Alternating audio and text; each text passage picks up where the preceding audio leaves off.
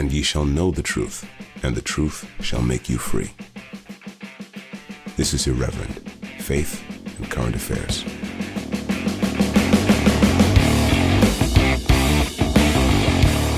Hello everyone, this is Jamie Franklin, and this is Irreverent, Faith and Current Affairs. It's great to be with you for the regular episode today. Got loads of stuff coming up. Let's have a look what's on the agenda. Firstly, we're going to be talking about this guy Hamit Coskun, who burned the Koran and said some naughty things about Islam and has been given a criminal record, and we're going to ask, have blasphemy laws been revived in the UK? We're also going to talk about Robert Jenrick, who is on the warpath. He's been making lots of funny videos on Twitter. I mean, some people would say they're funny, other people would say they're serious, but I'm going to be looking at those and doing some reactions. Then I'm going to be talking about some controversial comments, let's say, that NT Wright has been making, the former Anglican bishop and New Testament theologian. NT Wright has been making about abortion on I think it was on the Ask NT Wright Anything podcast, which is hosted by Premier Christianity. Then a couple of other stories about, well, one of them is about the attempt to make abortion legal up to birth. Well, it's not quite right. It's about decriminalizing it for women up to birth, and also just a little bit of an update on the interminably long process, interminably, I can't really say that word, process of appointing the next Archbishop of Canterbury. So a few things coming up this week. There is going to be a special opportunity for subscribers mentioned at the end of this podcast. So do stay around for that and subscribe to the podcast if you don't already. We need you to subscribe in order to secure the future of this podcast. I am a priest in the Church of England, but I'm also a writer and I'm a podcaster, and I live off the money I make doing those things. I don't get paid for being a priest, although they do give me a nice house to live in. As you can see in my office today, it's a little bit messy. But that's how I make my money, and that's how I put food on the table. So please support us. It really, really helps. And if you like the podcast, genuinely, you're making a huge difference to my life. You're making my life possible and my family's life. So you really are helping so much. So if you possibly can help, please do go to our website, irreverentpod.com, and click on the button to become a Patreon, or go to patreon.com/irreverent, or just type in Patreon and Irreverent into your search engine and become a subscriber. You get the episodes early, you get a bonus audio episode called Uncollared, you get these special opportunities, which is like the one I'm going to mention later, and you just get basically to help us, which is so great. It's probably just great in itself to be able to do that. So if you go to Patreon and do that, then you can do it for as little as £1.50 plus VAT in the UK per month. It's almost nothing. Of course, we appreciate it if you give more than that. And you can do on Substack. You can go to our Substack, irreverentpod.substack.com. That's £5 a month, and you get all the same stuff. If you want to contribute directly, you can do that. Just give me an email at irreverentpod@gmail.com, and I can also give you access to the Substack if you do that as well. But however you do, please do support us, because it really is just absolutely vital to keep the podcast going. So thank you for that. And I'll say more about what the opportunity is later on in the episode. I should say that this episode is sponsored today by the King Alfred School in Dudley, and I'll read out their advert now. Do you want your children to be able to think like Plato, argue like St. Paul, create like Michelangelo, command like Queen Elizabeth I, compose like Bach, and write like Milton? Then send them to us at the King Alfred School in Dudley, a new Christian school committed to broadening the minds of our students by studying the cultural heritage of the Christian West. We stand for truth, not indoctrination, virtue, not activism, and beauty, not mediocrity. We hold fast to the principles of classical education and are renewing this highly successful British method of schooling for the generations to come. Support us as we strive to bring up free thinkers who know and love their faith, country, and culture. Go to www.thekingalfredschool.co.uk. That's www.thekingalfredschool.uk to find out more about the King Alfred School in Dudley. And this is so pertinent. I wouldn't advertise it unless I thought it was a really important thing. And actually, if I didn't think they were doing an absolutely vital service for parents who are looking for alternatives, Christian parents who are looking for alternative educational options for their children. We're living in an increasingly intolerant society in which the state is trying to take over every single aspect and area of life, particularly education, which is always key for states which have totalitarian ambitions and the desire to control every aspect of life, because, of course, education is absolutely formative, and it shapes how people are going to think, how people are going to act as they grow up.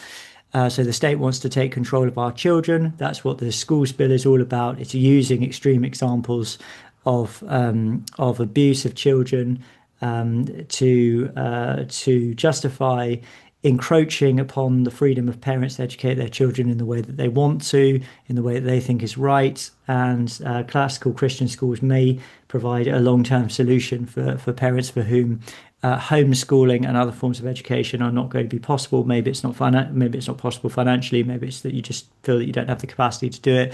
Maybe it will be because the government will essentially make it illegal. Who knows what's going to happen? It may all happen in time. So we need to support schools like the King Alfred School in Dudley, and we need other schools like them and other coalitions of Christian parents who are not going to allow their children to be indoctrinated by the state without putting up a fight.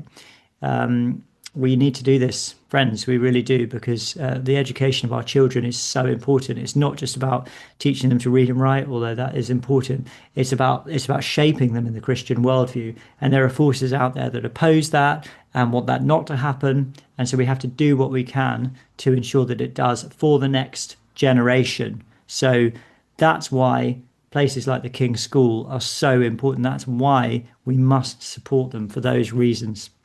So go to that website, kingalfredschool.co.uk, and talk to them about the possibility of having your children educated there. And of course, supporting them as an institution. As I say, I believe in it. I wouldn't advertise it if I didn't. Now, if you'd like to sponsor an episode, please think about that. Maybe you've got a Christian business. Maybe you've got something you'd like me to advertise. Maybe it's a podcast.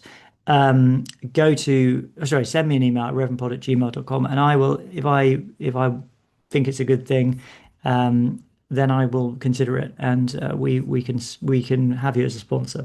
So that would be lovely. All right, before we get into all of the stuff that's going to happen, let's say a prayer. I'm going to read a psalm. This happens to be a psalm that I'm trying to commit to memory at the moment. Psalm 121.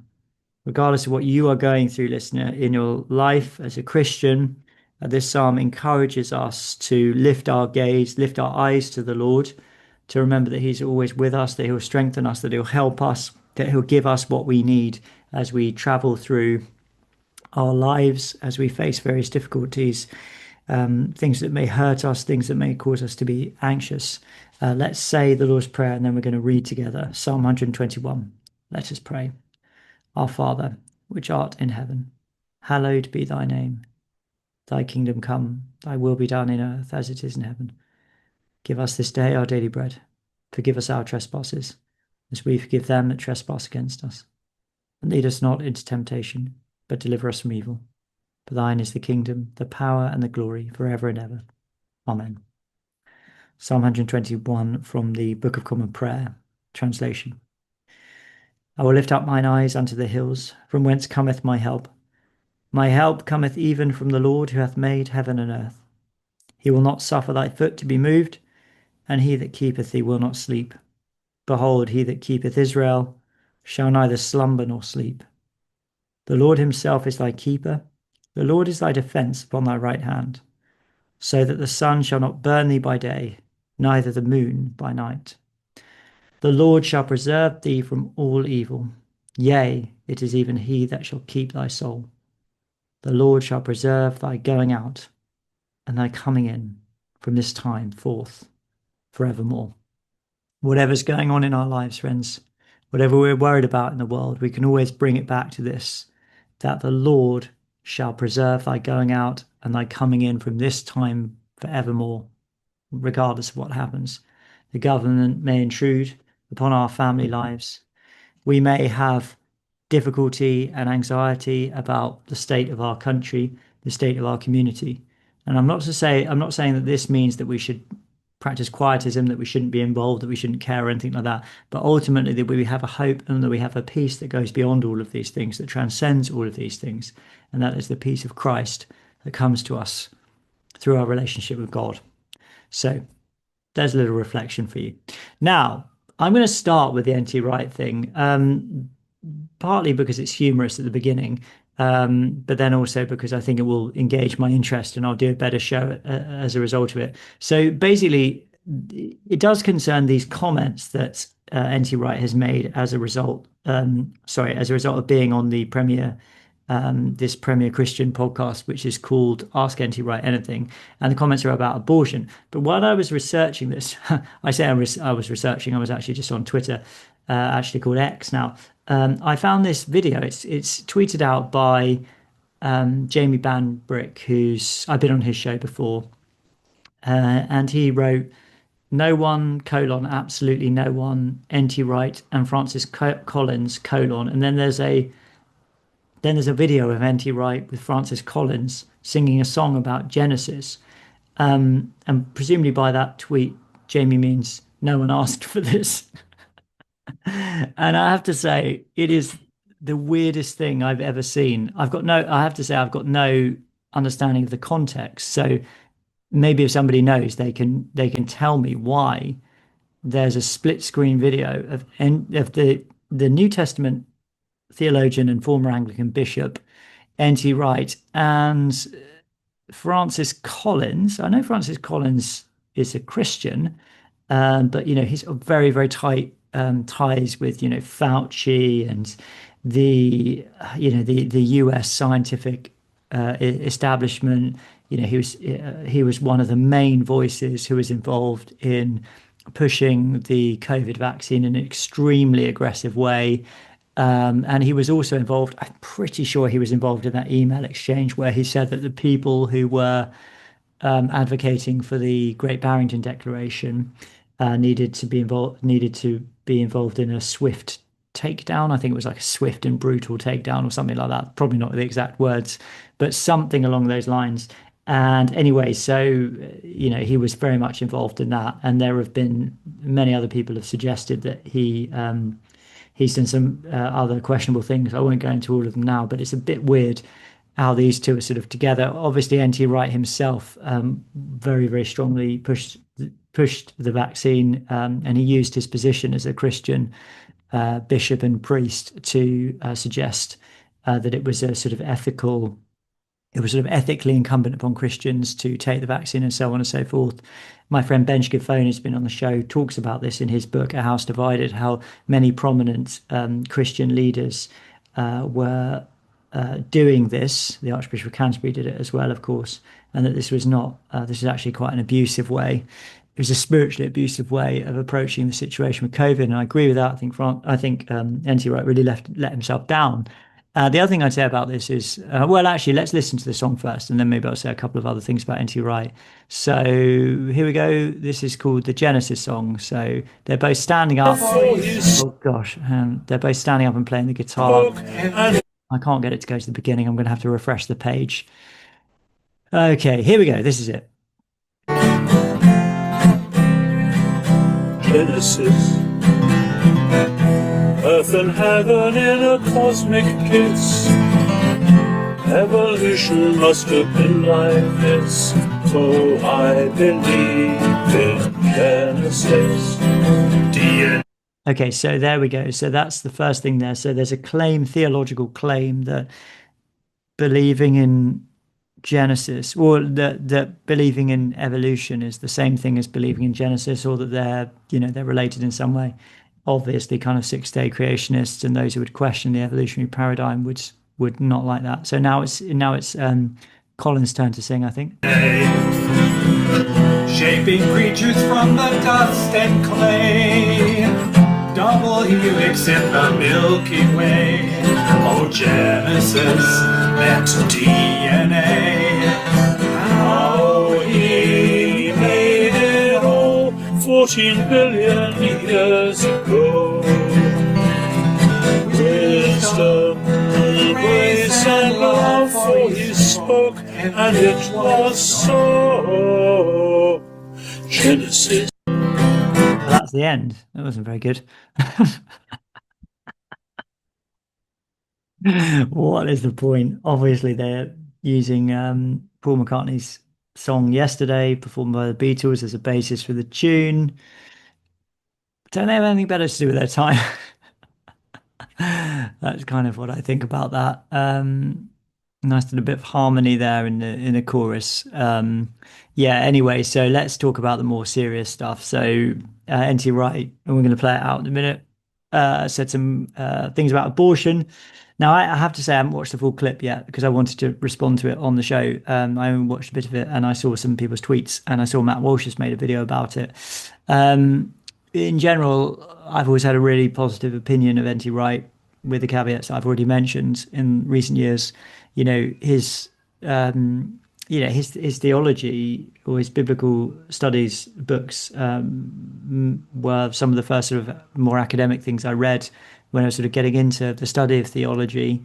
The Resurrection of the Son of God, what St. Paul really said, and various other books by him. And I don't really read them anymore. I read a book by his about Paul last year, which is kind of like a biography of Paul.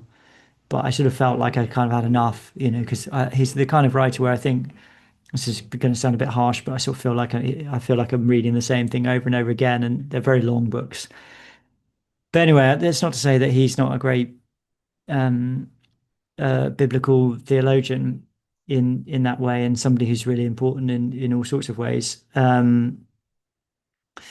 But it's interesting, isn't it, when you've got this show like Ask NT Wright Anything, like he's also treated as somebody who's got expertise, on everything. And that's not to say he's not a very intelligent person, and he's, got loads of really interesting thoughts as a Christian pastor, but his area of academic specialism is in the New Testament. Particularly, he's interested in questions around the meaning of words like dikaiosune, which means justification or righteousness. And there are all sorts of other things that he talks about as well. The Resurrection of the Son of God is basically a huge book about, word study of the word for resurrection, anastasis. So, he does talk about lots of stuff, but that's like his area. His area is biblical studies. So on the face of it, what we're about to listen to doesn't really have anything to do with all of that stuff. So what did he actually say? Let's have a listen to it. This clip is a bit annoying because it starts obviously like halfway through a sentence. He's obviously giving a case study. He's been asked about abortion. He's giving a case study of, it sounds like somebody who was pregnant and she found out that she'd been exposed to rubella, I think he says. But anyway, let's listen to it and see what kind of sense we can make of it. In that case, it was a devout Christian GP, said we're going to do the tests, and if she has been exposed to rubella, if there's a threat of serious defamation or whatever, then we will recommend termination. And I remember my heart in my mouth when I heard that and thinking, do I really agree with that? But at the time, it was absolutely clear for the mental health, never mind anything else, of the mother and the potential father as well, that this was the way to go. In fact, there are many cases. Okay, let's just stop there for a second. There's a host here. It's obviously not. This used to be Justin Bride. I think it's obviously somebody else. So what he's just said is that a termination of this child would be necessary for the mental health of the mother and the father. And he's going to go on and say other things, but right there, I would say that this sounds really, really dodgy to me. I can understand people arguing that in certain extreme circumstances when, the mother and the baby will definitely die, that, a termination might be the best, the lesser of two evils. I personally don't accept that argument.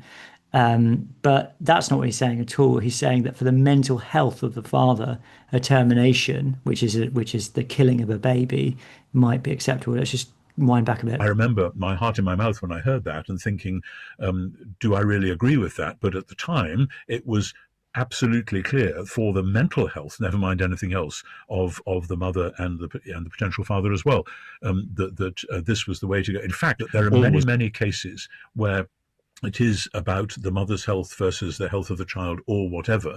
And particularly that, as you cited, in cases of rape or in cases of incest, there may be a very, very strong argument for saying this ought never to have happened, and with sorrow, because we do not want to do this in principle, but with sorrow and a bit of shame, the best thing to do is as soon as possible to terminate this pregnancy. Now, I've seen. I mean, it's really disappointing to hear him saying these words. You know, he's using the language of the abortionist in that statement. You know, it's not a pregnancy, it's a child. You're not terminating a pregnancy, you're killing a child. You know, substitute the words you just used for the actual words which describe the reality. It's you know, with sorrow and a bit of shame that we're going to kill this child because, you know, e.g. the mother's been raped or something like that. It's really, really disappointing to hear NT Wright talking like this. There's nothing morally distinguishable between this and the kind of argument that you'd hear out there in the world for this practice. There's nothing recognizably Christian about this. Sorrow, because we do not want to do this in principle, but with sorrow and a bit of shame, the best thing to do is as soon as possible to terminate this pregnancy. Now, I've How soon? I mean, is it before the heartbeat? Is it you know, before the baby could feel pain? Because that's at a very, very young age, very, very, very early state.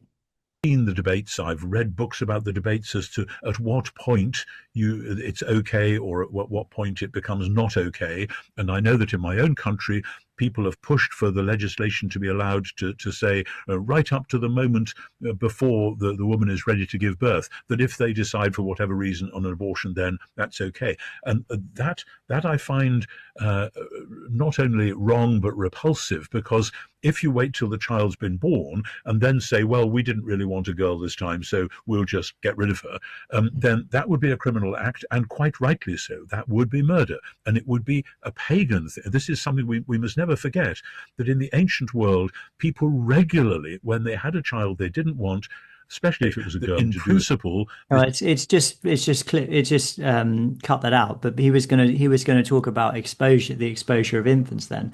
But it was of course the case that abortion happened on an absolutely industrial scale in the ancient world as well. Exposure happened, which means, you know, leaving children to die after they've been born. But so did abortion. Abortion happened all the time in the ancient world. So, you know, he's saying, oh, you know, we shouldn't go back to the pagan world. He's going back to the pagan world by supporting this practice, which has always been massively taboo in Christian societies. Of course, it's been practiced, but the reason that we have stopped doing this practice in Christian societies is because we've recognized the barbarism of killing children in general. So he's tripping himself up with his own argument here. Be a pagan thing. This is something we must never forget. You're being a pagan. In the ancient world, people regularly, when they had a child they didn't want, especially if it was a girl, in principle, this is not something which we should welcome. It is not something which we should collude with. At the same time, there may be certain exceptions, of which severe deformity might be one, of which certainly incest and rape would be others. And in those cases, I would say the sooner the better, because severe deformity. So he's basically advocating for eugenics here in saying that. He's saying that we should kill children if they don't meet some kind of standard of physical criteria which we decide upon. This is profound folly. At a certain point, and I am not medically qualified to say at what that's point outrageous, I would draw a line. A deformity might be one, of which certainly incest and rape would be others. And in those cases, I would say the sooner the better, because at a certain point, and I am not medically qualified to say at what point I would draw a line, then this is a viable human being that should then be cherished. So yeah, this is complete nonsense what he's talking about here, and it really is. It's just tipping into, I don't really know what to call it. Dishonesty, intellectual dishonesty, because he knows exactly what the problem is with what he's just said. He's a very intelligent man. You know, it's. And actually, I literally talk about this in my book, The Great Return, because it's similar to something that what's that Lib Dem politician called when he was the leader of the Lib Dem party. Oh, his name's just gone out of my head. Everyone will know who I'm talking about. I'll come back to him in a minute. But anyway, when questioned about abortion, he said, the limit should be set by science, and it's a similar thing to what NT Wright has just said. I'm not medically qualified to say when when a pregnancy is viable, and therefore when a child needs to be cherished. I mean, that is such utter nonsense. That is complete nonsense from NT Wright there. Whether a child could survive outside of the womb or not does not determine whether or not it should be cherished. It should be cherished because it's a human life. Because as Christians, we believe that human beings are made in the image of God, because God loves that child. God has brought that child into being, and to destroy it is a grievous sin, a grievous sin. It's a heinous crime against the law of God to do that. And he's saying, oh yeah, but it was fine if they are not medically viable. A doctor can tell us that, like some atheist doctor can tell us that. I mean, that's a shameful abdication of responsibility on NT Wright's part here. I just wonder what is going on with people like him. As I said, I've always been an admirer of NT Wright, read lots of his books, massively profited from them, but really he's just completely lost his way here. It's so utterly disappointing to hear this drivel coming out of his mouth. And I am not medically qualified to say at what point I would. Yeah, but you're a bishop and a theologian and a reader of scripture, so you are qualified in that sense. You should be saying these things. You should be giving your viewpoint from an ethical perspective as a Christian pastor and teacher and somebody who's informed about the Christian ethical worldview. You're abdicating responsibility to a medical professional. Or line, then this is a viable human being that should then be cherished. So the whole debate about the woman's rights, it's very difficult. It's very hard for a man to talk about this. Oh my goodness. And indeed, one of the problems has been, particularly in the Roman Catholic Church, when women, particularly say a girl who's been raped or who's had incest committed on her, then discovering that unmarried men from the Catholic hierarchy are telling her what she can and can't do. That's as people now say, the optics of that are pretty bad. That's part of the same system of male. You know what I think about that is, I think the optics of a Christian bishop aping the language of identity politics and applying it to this situation in the justification of child murder is really bad. I just think this is utterly shocking. I mean, he essentially said, oh, it's difficult for me to talk about this because I'm a man and I can't talk about this because I don't really understand women's experiences. Look, I've got a lot of sympathy for women who find themselves unexpectedly pregnant. I've been in situations where I've known people like that, and I've seen it, up close and personal. But that kind of argument is, again, it's just an abdication of responsibility, and it's got really, whether or not you're a woman has nothing to do with the truth of this situation. Whether I'm saying it or whether somebody else is saying it, whether a woman, a pregnant woman is, whether my wife is saying it, who happens to think exactly the same thing as me, it's either right or wrong. It doesn't matter who's saying it. What matters is the truth. Bullying, which we have to avoid like the plague. Now say the optics of that are pretty bad. That's part of the same system of male bullying, which we have to avoid like the plague. However, having said that, I do think that sense of respect for God's creation in all its rich variety is the primary starting point, even if we then have to say with sorrow and a certain sense of this is the least worst option in this situation, that there may be some cases of exceptions. That's about as far as I can get at the moment. And as I say, I'm very much aware of just how sensitive this topic is, politically, sociologically, as well as ethically. Yeah, you can use all those words and they sound very clever, but the fact is that you've just completely compromised on this. And what's even more concerning about this is that he says, this is as far as I can, this is as far as I can get at the moment. Well, I have to say, you've got a pretty long way there. You've got a pretty long way beyond what Scripture teaches and what it implies.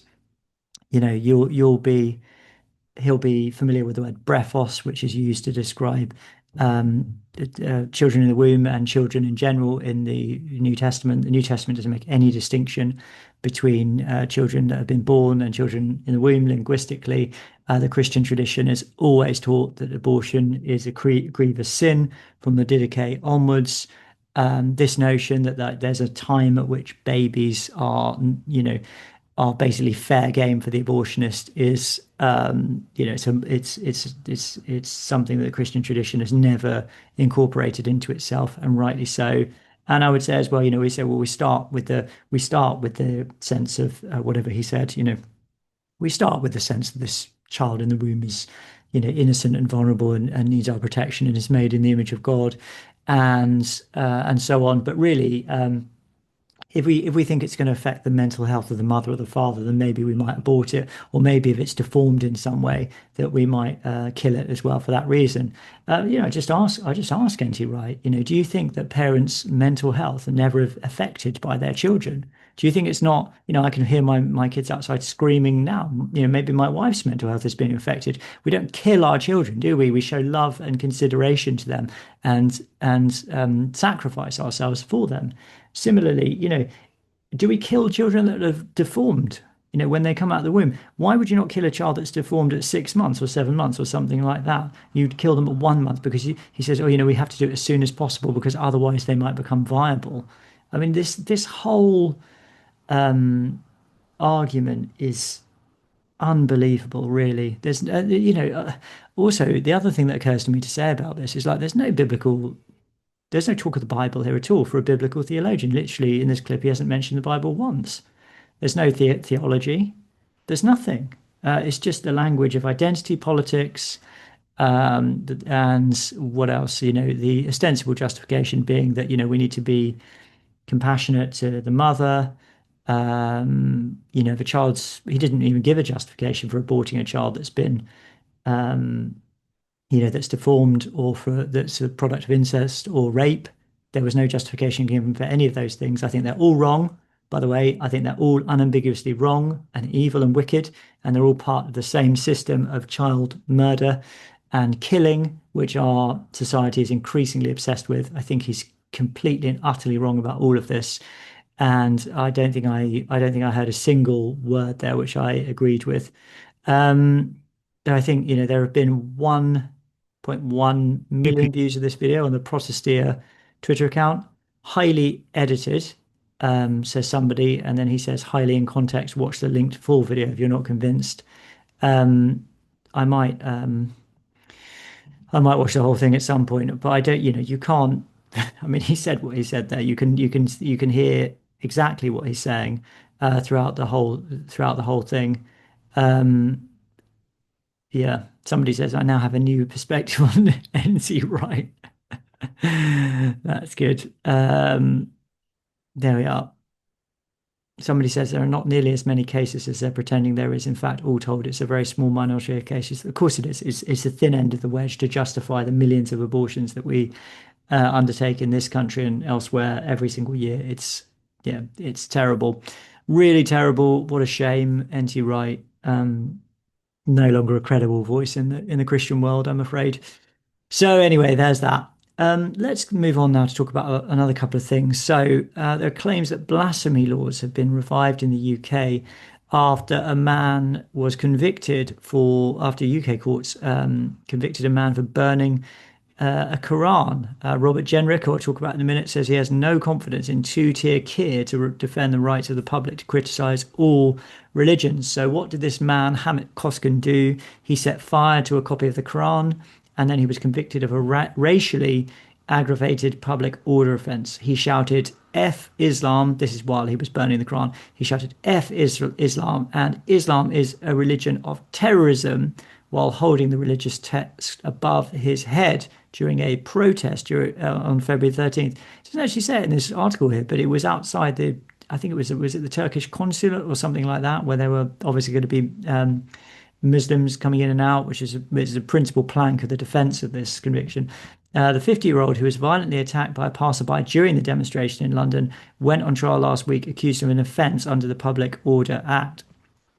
At Westminster Magistrates Court on Monday, he was found guilty of religiously aggravated public order offence of using disorderly conduct, which was motivated, quote, in part by hostility towards members of a religious group, namely followers of Islam. Robert Jenrick, who is the Shadow Justice Secretary, said this decision is wrong. It revives a blasphemy law that was repealed in Parliament. That was repealed actually 17 years ago. Seems quite recent. Coskun said the decision was an assault on free speech, etc., etc., etc. He says, would I have been prosecuted if I'd set fire to a copy of the Bible outside of Westminster Abbey? I doubt it. CPS, Crown Prosecution Service, said that Coskun was not prosecuted for burning the book. They argued it was the combination of his derogatory remarks about Islam and the fact that it was done in public that made it an offence. The CPS originally charged Coskun, who is an atheist, with harassing the religious institution of Islam.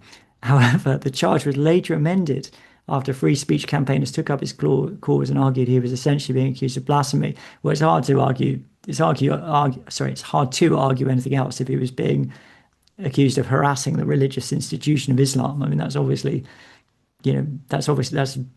tantamount to saying that he was committing blasphemy. The district judge, John McGarver, said there was a real problem with the original charge, which referred to Islam as if it were a person when it is not. He said, however, that the current prosecution was not an attempt to bring back and expand blasphemy law.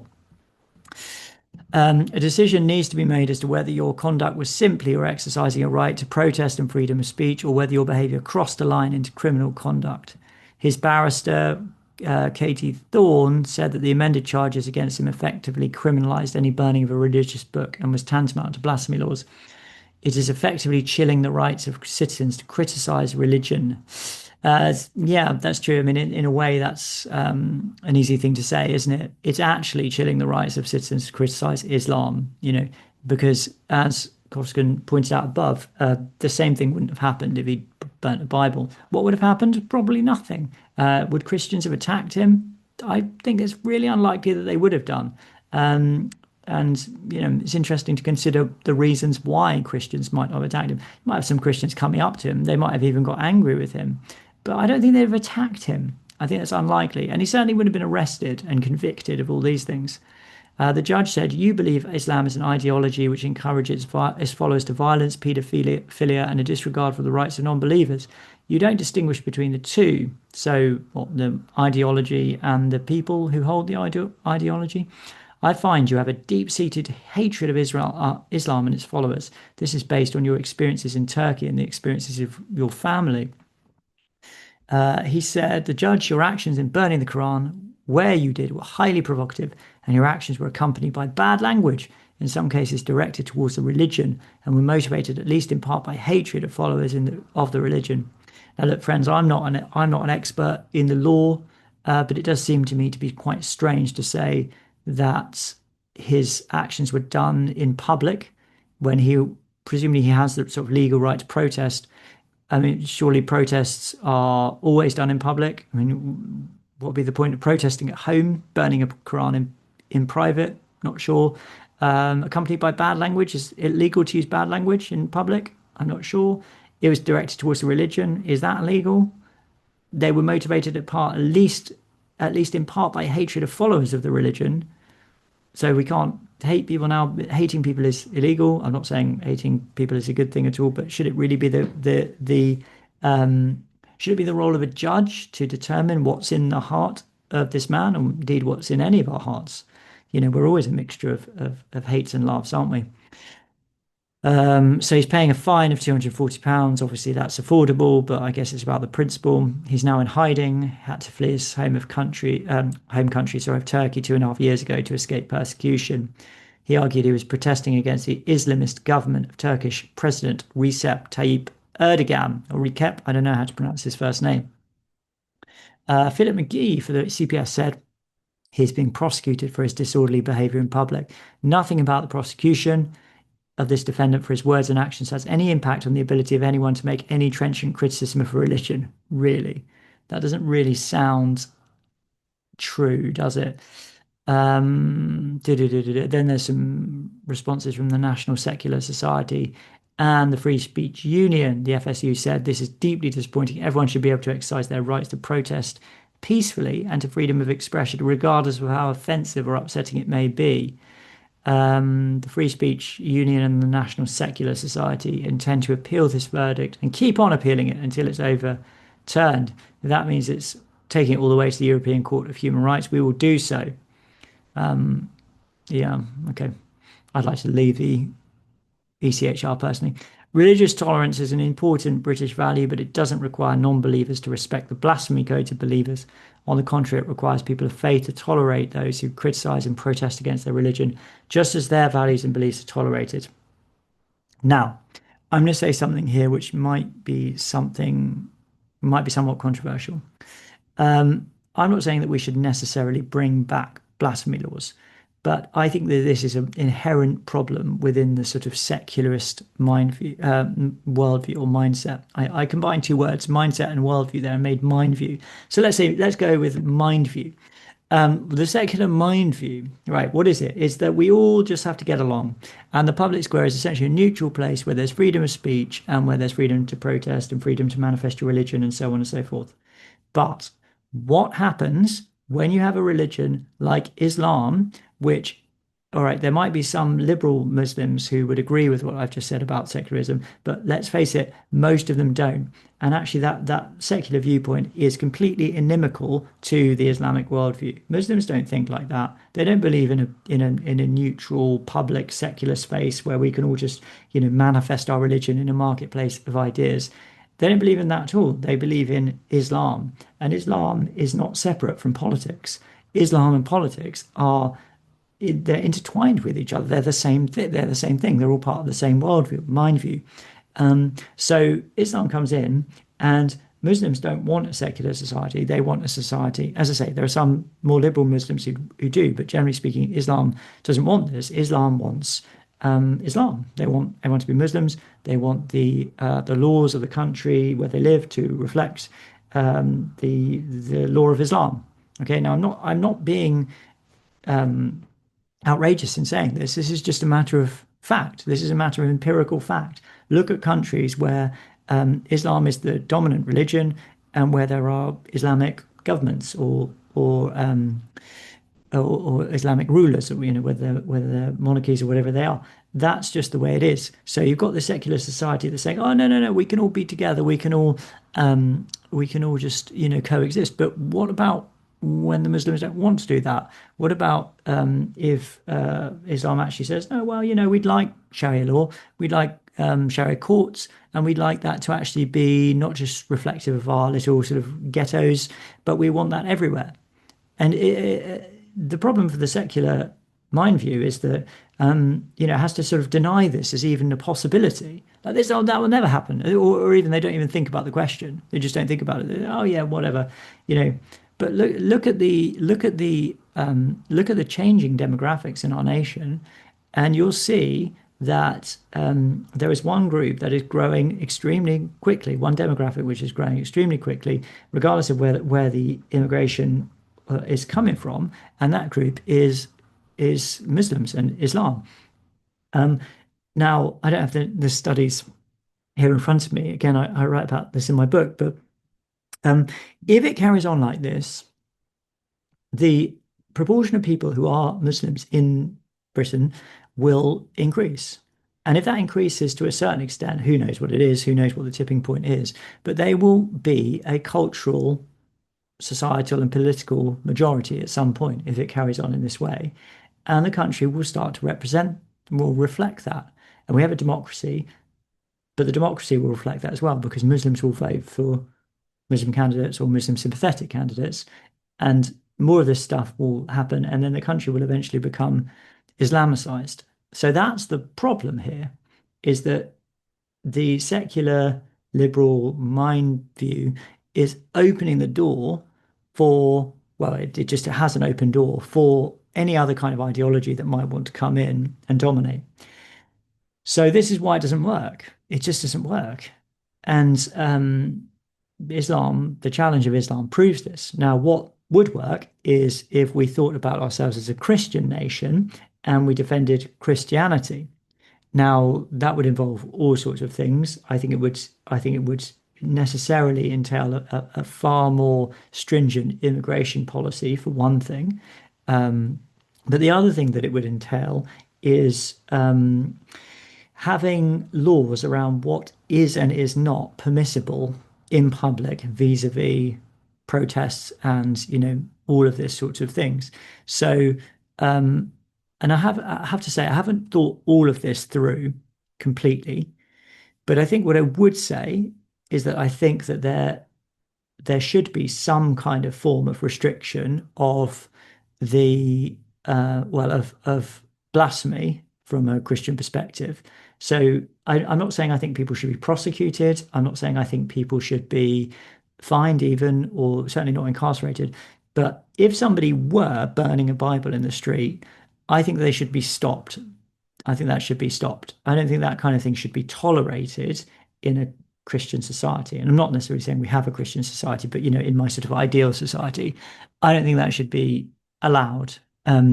Similarly, if somebody was, walking around saying, shouting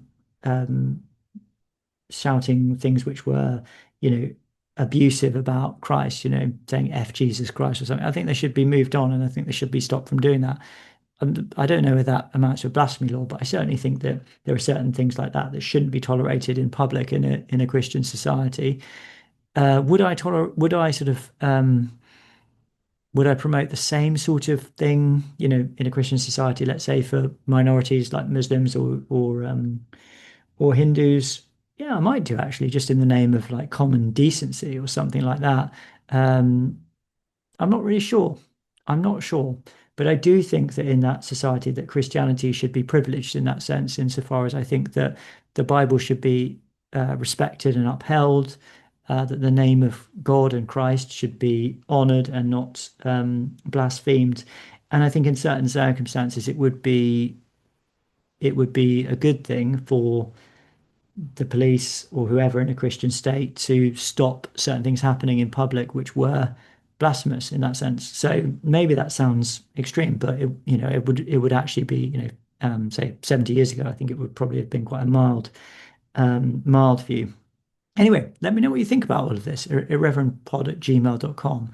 I suppose I would say that I have no doubt whatsoever that political correctness, or it's now as it's now come to be called, wokeism, is behind all of this stuff. These judges are incredibly woke, and they all are massively sympathetic to Islam. They want to protect Islam. They don't want to offend Muslims and the bien pensant class.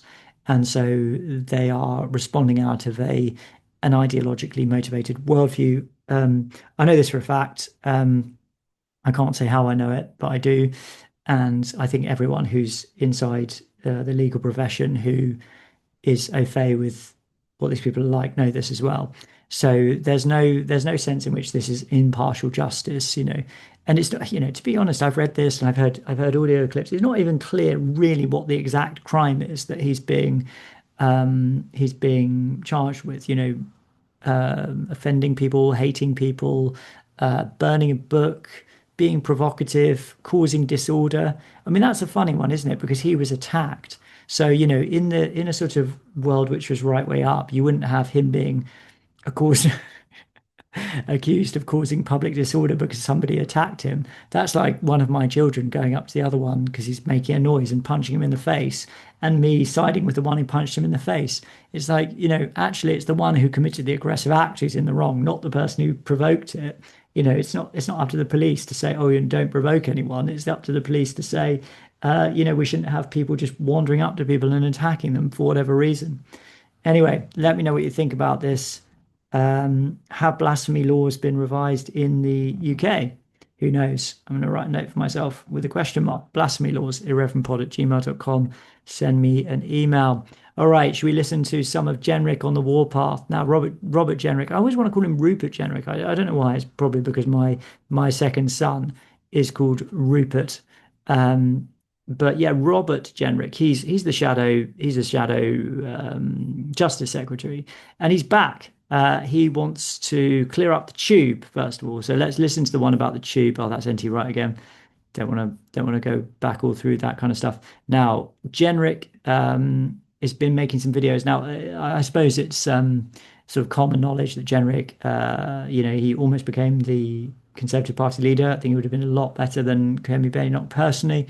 And I think he's probably the only hope for the Tories, because the only hope for them really is if they appeal to their actual base, which is, drastically and rapidly moving over to Reform, who may very well replace them as the actual Conservative option in the next general election, unless something happens, unless this guy comes in and brings about a change. Let's listen to Robert Jenrick on the tube. Here he is. Hang on a second, I need to wind it back. I need to turn the sound on. Let's go. Excuse me, do you think it's all right not to pay? Seriously, why do you go back through the barrier and pay?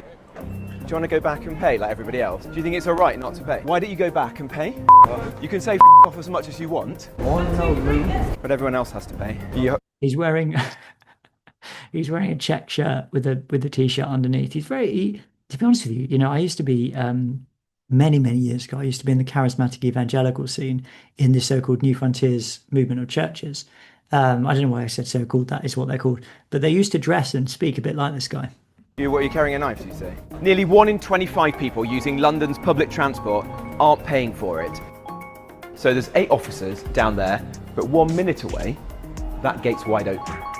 It's also just annoying watching so many people break the law and get away with it. He's annoyed. There's righteous indignation. It's just annoying to see people breaking the law. Or at least most of it. Right, should we go over here to these guys here? Excuse me, gents. Hello. You're on camera, mate. You're bang to rights. Just step to the side and... All right, thanks very much, guys. It's the same with bike theft, phone theft, tool theft. Jenrick, he delivered that man to the police. He was actually wearing a different shirt there, so either he changed during the filming of this, or he was back there on consecutive days. Shoplifting, drugs in town centres, weird Turkish barber shops. That's the best bit, when he gets weird, he kind of turns his head to the weird Turkish barber shops. I think he's implying that they are money laundering fronts. I actually get my hair cut at a Turkish barber shop. I'm not saying it's a front for some kind of money laundering operation though. Are there aspects of it that are weird? They have the light paper on the desk, which is a kind of truth, a sort of truther paper, which was I first came across it during the COVID time. So yeah, he doesn't like that. We don't want these weird Turkish barbershops there. Weird Turkish barber shops. It's all chipping away at society. The state needs to reassert itself and go after lawbreakers. He's quite young, isn't he, Robert Jenrick? He's probably about my age, which is a bit scary. You look at it and think, oh, you're doing really well there. Doing really well. Your shadow Justice Secretary, you almost became the Conservative leader. Maybe you will be in the future. You've got 14.8 million views on this video. So well done. Well done for going after the tube affair dodgers. Now, he's saying we need the police to prosecute criminals. I mean, these are all radical ideas, aren't they? I thought they were just into... Apparently, I read the other day that 50 arrests or 50 tweets are investigated a day by the police in the UK for being, hateful or using hurty words or whatever. Let's listen to this other video by Robert Jenrick. Here, this is about something else. I to be honest with you, I haven't actually grasped this fully. So this is about Starmer handpicking a man called Lord Herber to be the Attorney General. So this is slightly more esoteric kind of subject matter, and it's got far fewer views, but it's probably slightly more nuanced argument. Why is it that Keir Starmer's Attorney General, Lord Hermer, represented all these clients? He says cab rank rule, and it's a vital legal principle. So there, I think people like Jerry Adams, Shamima Begum, and Osama bin Laden's right-hand man. Gary, what's the cab rank rule? It means the first cab of any rank must take the first customer. Easy. And it's the same for many lawyers. Criminal barristers can represent people accused of horrific crimes because everyone knows they had to take the case. What's true for our criminal barristers just wasn't true for Lord Hermer. He was a top human rights lawyer. He will have been inundated with cases, able to choose the pick of the bunch. And what's more, he often worked on a pro bono or no win, no fee basis. And the cab rank rule just doesn't apply to these cases. In other words, when Hermer's cab arrived, he chose his passengers. Jerry Adams, not 1, not 2, not 3, not 4, but 5 terrorists linked to Al-Qaeda, including 2 of Osama bin Laden's lieutenants, 1 linked to 9/11 and 1 to 21/7. the mother of an ISIS beetle, Shamima Begum, Caribbean nations demanding reparations, and an Eritrean man who was here illegally, who claimed to be 16, who was actually 26. If someone wants to spend their... It's quite an age difference, isn't it? I was going to say something about this. I can't remember what it was. Let's carry on watching. Life defending Britain's enemies. That's on them and their conscience. But that someone shouldn't be chosen to be our Attorney General. Oh yeah, that's what I was going to say. What I was going to say is that this is a really well-made video. Sorry, it's a bit of an arbitrary comment given the seriousness of this, but this this illustration of the cab rank rule is very, very good. It's very illustrative. It's really helping the listener and viewer to understand what he's saying. We've never had an Attorney General so connected to so many people suing the British government. Now, before the general election, Herma represented 5 Sri Lankans seeking asylum in the United Kingdom. They lost the case. After the election, they were granted asylum in a special deal. Now, even if all the correct procedures were put in place on conflicts of interest, even the perception of this kind of stuff damages public trust. Last week, people called for Herma to resign after he likened those criticising the ECHR to the Nazis. But the truth is, Starmer should never have appointed I've said that I want to leave the HR on this episode. him in the first place. And why did he? Because they share exactly the same views. Britain deserves better than the pair of them. I would have said that like Britain deserves better than the pair of them. Kind of, it's a weak kind of pair of them at the end. I would have said pair of them. Dominic Grieve replies saying, this post by Jenrick, who is supposed to be Shadow Justice Secretary, you're supposed to be, but you're not actually, is particularly disgraceful. As a lawyer, I'm sure that he has in his time represented the interests of clients who he either found unpleasant or disreputable. Maintaining the rule of law and our freedoms depends on lawyers shouldering that obligation, blah, blah, blah, blah, blah. I mean, he answered that in the video, didn't he? He said that he didn't need to take these cases unless he needed to. His comments are a direct attack on our principles of justice and our freedoms. Had these comments been made even 6 years ago by a Conservative spokesman, I would have expected any party leader to have sacked them on the spot. Margaret Thatcher, as a lawyer, would not have allowed his feet to touch the ground and she chucked him out. Really? Even as a backbencher, he would have been told that what he had said was unacceptable. It speaks sad volumes of the state of the Conservative today. I don't really understand how he's making that. It applies particularly to lawyers who are prepared to represent cases that need to be heard pro bono without payment because it is manifestly in the public interest that individuals should get legal representation in a court case. I mean, nobody's disputing that. What he's disputing is why he's taken so many of these cases time and time again, as though he's seeking them out, as though he's ideologically committed to the cause of these people. That's the point that Jenrick is making in this video. Yeah, in fact, somebody said exactly this. You missed the point he's making. He's pointing out how many unsavoury characters he's defended, more than his fair share. It's more than just random choicer. It's more than just random choices. So anyway, I'm with Jenrick on that. I think this man does hate Britain, and he wants to represent all these people who are Britain's enemies. All right, just 2 more things, and then I'm going to finish. So this is something that actually... I didn't actually see this because it's a couple of weeks old, but it's the fact that, well, it's reported in The Guardian, more than 50 cross-party MPs back amendment to decriminalise abortion. Labour's Tonia Antoniazzi, she's got like Tonia in the middle of her last name and it's her first name, tables amendment seeking to remove women from criminal law related to abortion. This is an article in The Guardian. And essentially it means now that if this were to go through, I don't really know how far it's in, but it basically means that women wouldn't be prosecuted for killing their unborn children, even when they were, say, 8 months old or something like that. They say women shouldn't be criminalised for these actions. It's only, if this were to go through, then the 24-week limit would still be in place.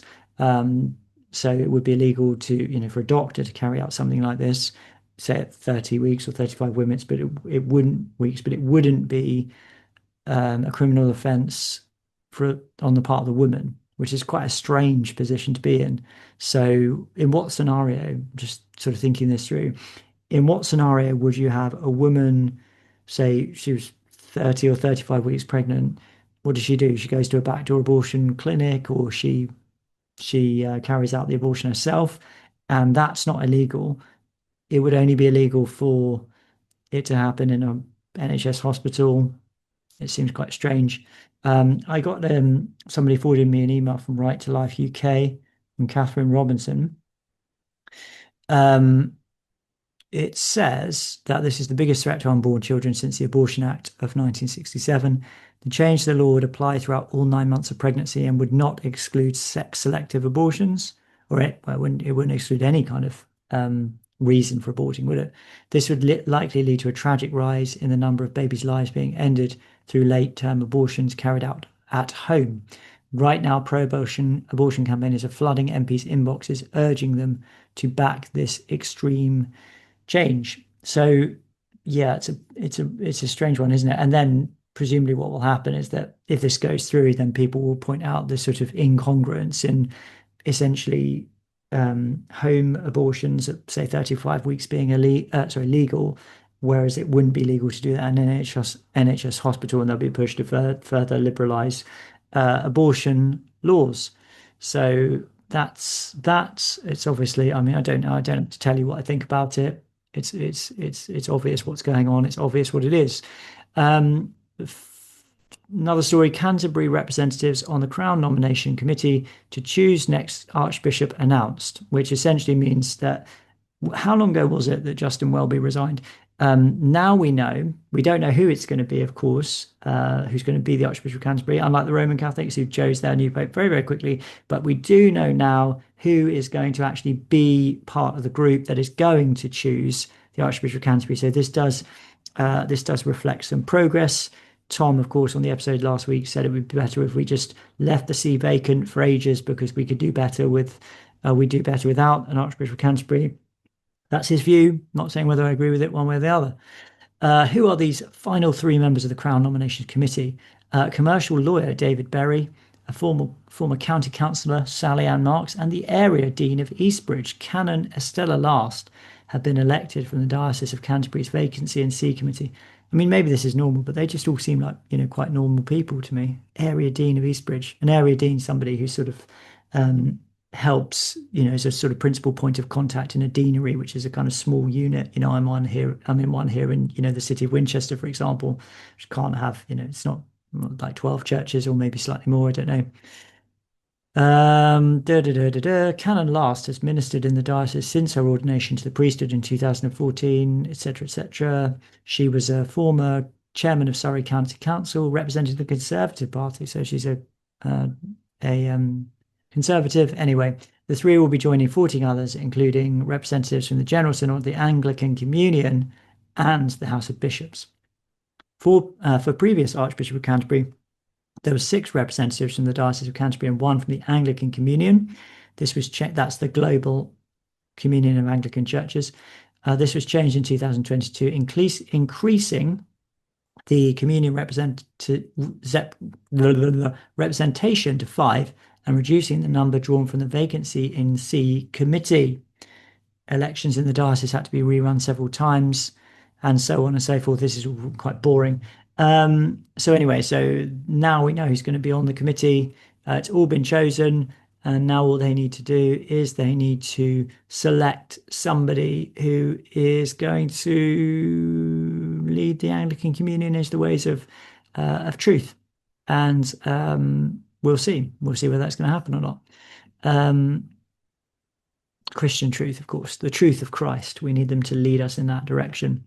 That was from the Church Times. Another just quick shout out to about the Church Times. I had a review in the Church Times, which was a bit scary, if I'm perfectly honest with you. And it was one of the things that made it even more scary is it was by Jeremy Morris, who was the former master of Trinity Hall.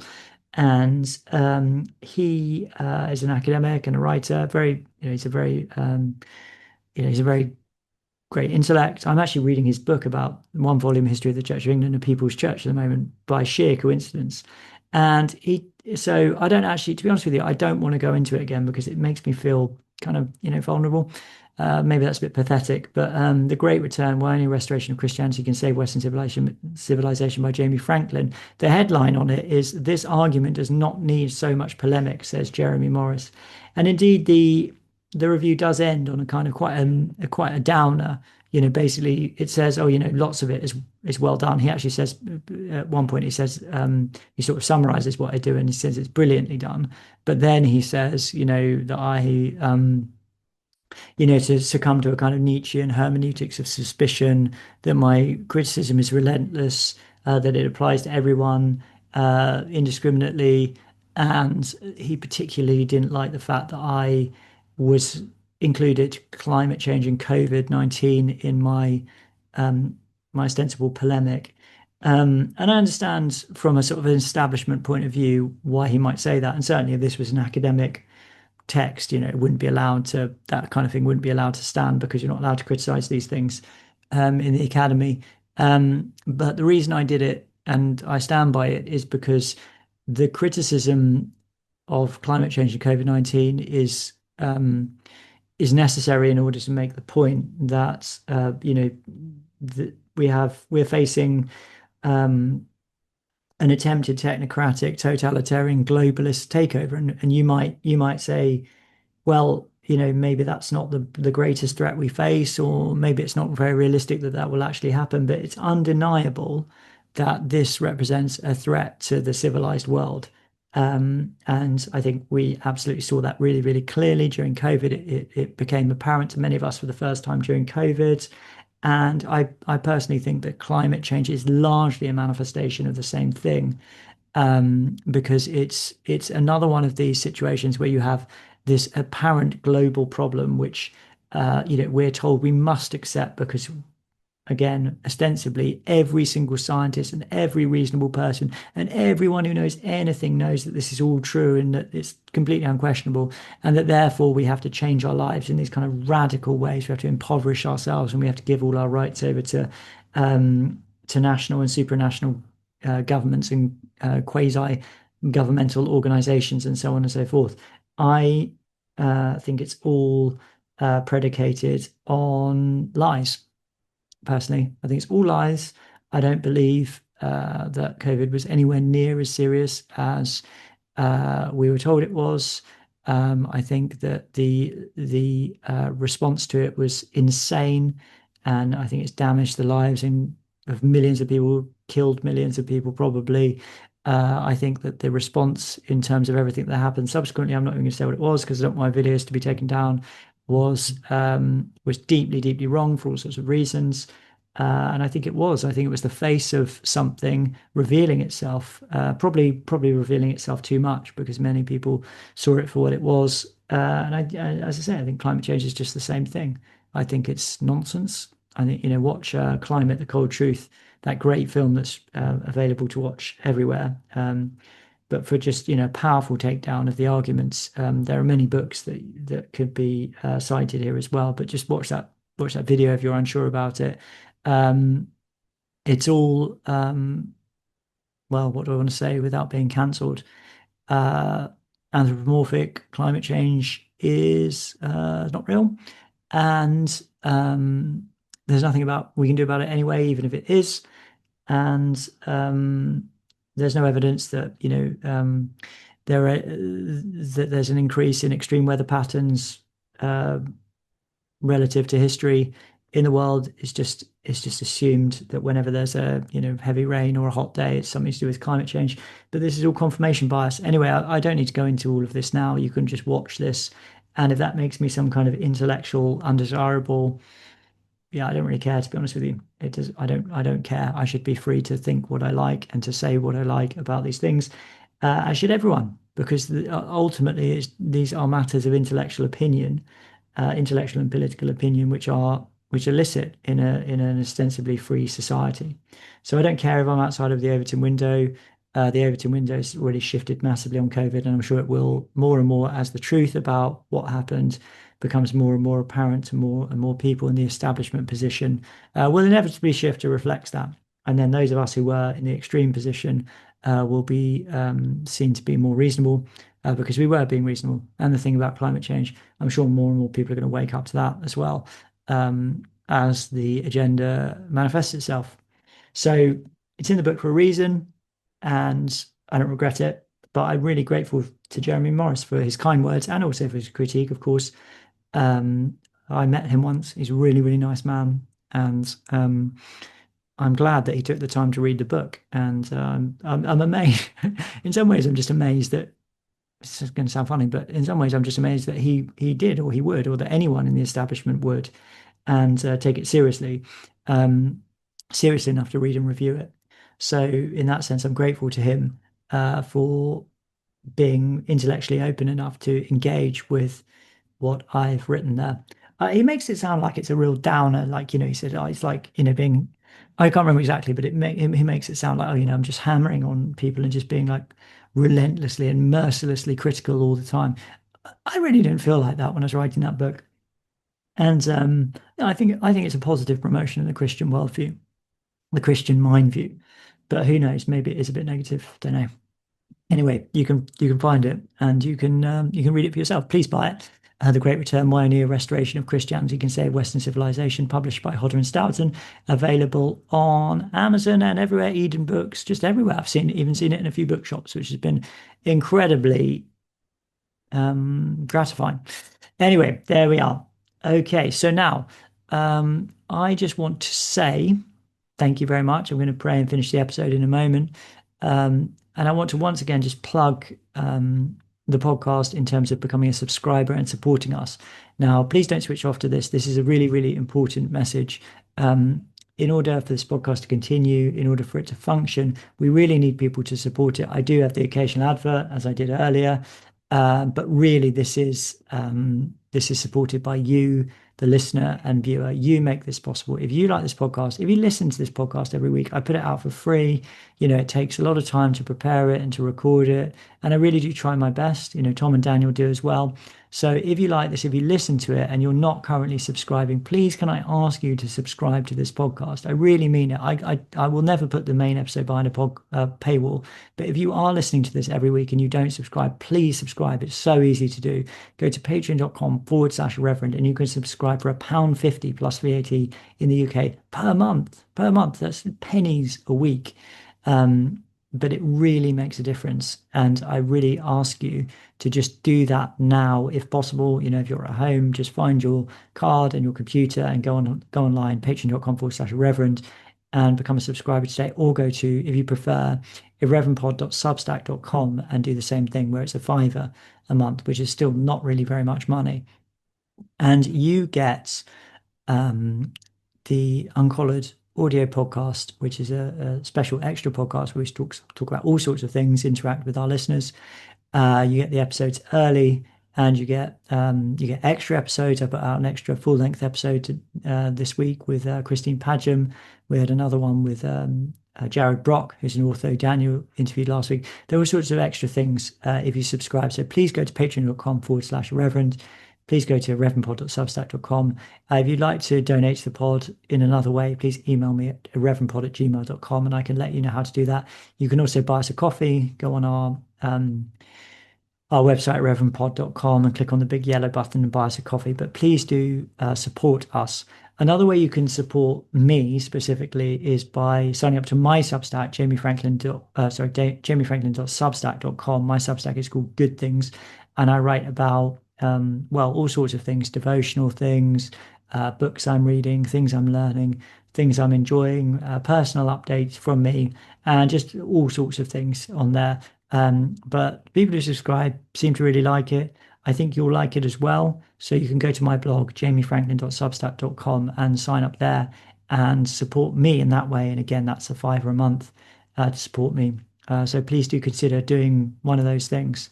If you're sitting there or walking or whatever you're doing, you're thinking, I'd like to support Jamie, I'd like to support the podcast, just choose one of those things and then do it. Please do sign up. Send me an email. Tell me what you think about anything. Alert me to stories. That's really, really helpful when people send me emails and say, are you aware of X, Y, and Z? Because sometimes I'm not. irreverendpod@gmail.com. One final thing is that there is a special recording, in-person interview recording, which I've never done before, with the author, Bijan Omrani. We're going to be talking about his new book, God is an Englishman, which is about Christianity and the creation of the English identity. It's a great book. I've read it and I really would recommend it. I'm going to be conducting an interview with him in person. We're going to be filming it in person. It's going to be really exciting and interesting to do that. First in-person interview in that way that I've pretty much ever done for the podcast in 5 years of doing it. So if it goes well, I'll do more.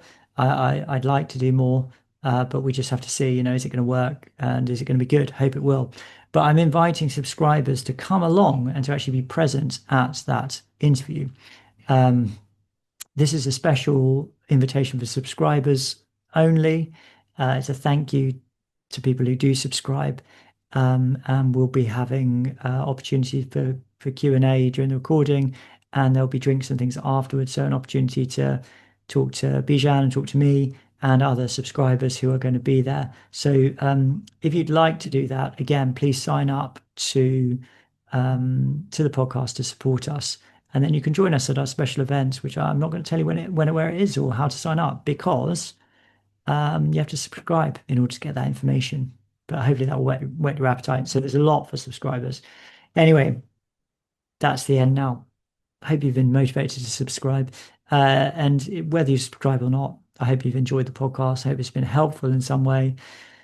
We do live in a world which seems increasingly dark quite a lot of the time, but we have to lift our eyes to Christ. I'm recording this, of course, in the interim between the ascension of Christ and Pentecost, so between Christ going up to heaven and the Holy Spirit being poured down upon the church. So this is a time when we particularly pray for the coming of the Holy Spirit in our own lives, in the church, and indeed in the world in general. And I'm going to read the collect from the Book of Common Prayer for the Sunday after the Ascension, which reflects all of these themes to finish. So let's say the collect together, or not together. I'm going to pray the collect and you can pray with me. O King, O God, the King of glory, who has exalted thine only Son, Jesus Christ, with great triumph unto thy kingdom in heaven, we beseech thee, leave us not comfortless, but send to us thine Holy Ghost to comfort us and exalt us unto the same place, whither our Saviour Christ is gone before, who liveth and reigneth with thee and the Holy Ghost, one God, world without end. Amen. Friends, thank you so much for listening. Thank you so much for getting all the way to the end of this podcast. Really appreciate it. Do send me an email if you'd like to. Do subscribe. Do share the podcast around. Share it on Twitter. And I'm very much looking forward to being with you again next time. Until then, keep watch and keep the faith.